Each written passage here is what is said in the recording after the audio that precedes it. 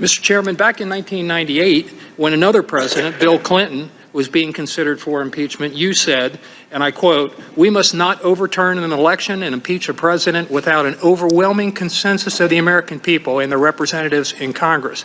You also said, quote, "There must never be a narrowly voted impeachment or an impeachment substantially supported by one of the major political parties and largely opposed by the other."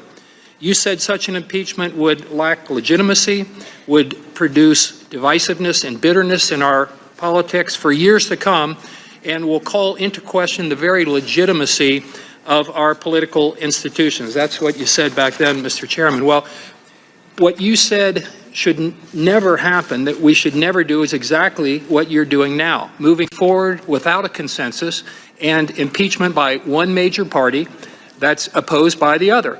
And it's almost certain that it's going to result in the very divisiveness and bitterness that you so accurately warned us about back then. Mr. Chairman, a couple more quotes from a very wise Jerry Nadler from about 2 decades ago. Quote, "The last thing you want, it's almost illegitimate, is to have a party line impeachment. You shouldn't impeach the president unless it's a broad consensus of the American people." Those were wise words, Mr. Chairman, but you're not following them today. And finally, again, your words back then, the issue in a potential impeachment is whether to overturn the results of a national election, the free expression of the popular will of the American people.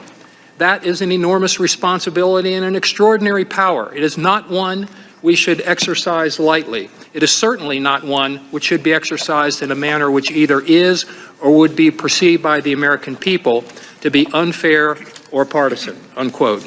Again, Mr. Chairman, those things that you warned against then are exactly what you and your Democratic colleagues are doing now.